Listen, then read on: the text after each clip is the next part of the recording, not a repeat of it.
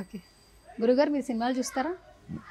అంటే పనిగట్టుకుని చూడడం, అక్కడ ఏదైనా పనికొచ్చేది ఉంటే కార్తికేయ వెళ్ళాం, Karthikeya 2, Kashmir files, okay, Kerala files, మొత్తం అంతా హిందూ ధర్మం, సనాతన ధర్మం, కల్కి, ఇవన్నీ కకారమే. గమనించావా?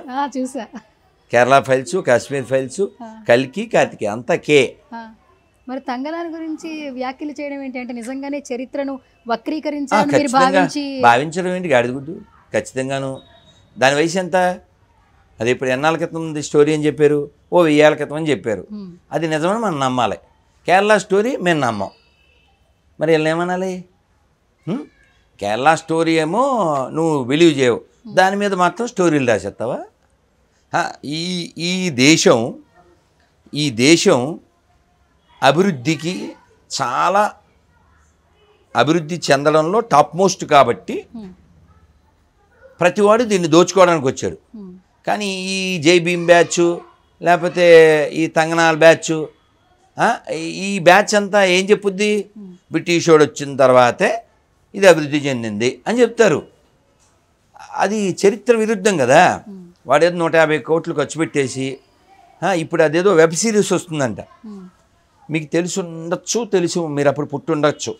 హైజాకర్స్, కాందహార్ హైజాక్ అయింది, ఒక 30 ఏళ్ళు అయింటుంది ఆల్మోస్ట్. విమానం హైజాక్ చేశారు, అది ఆఫ్ఘనిస్తాన్ పందులు. చేసినప్పుడు అప్పుడు ఉండేటువంటి హోమ్ మినిస్టర్ కూతుర్ని ఎత్తిపోయారు.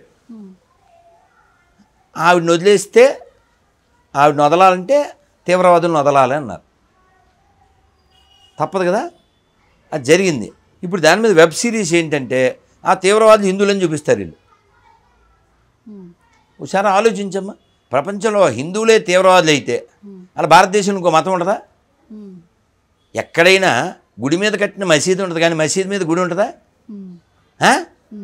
కబ్జా చేయబడినటువంటి హిందువుల స్థలాలు ఉంటాయి, కానీ ఎక్కడైనా కబ్జా చేయబడిన మసీదుల స్థలాలు లేకపోతేనేమో చర్చి స్థలాలు ఉంటాయా? కాబట్టి ఇలా తంగనాలు ఇలాంటి పిచ్చి ప్రయోగాలు చేయకూడదు.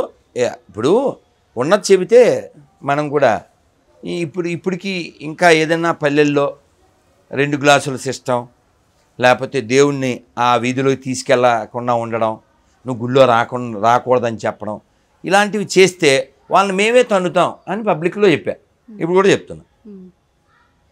కాబట్టి ఉన్నది మాట్లాడాలి, అంతేగాని ఇప్పుడు బుద్ధుడు చరిత్ర గురించి మాట్లాడు, కాదని చెప్పం.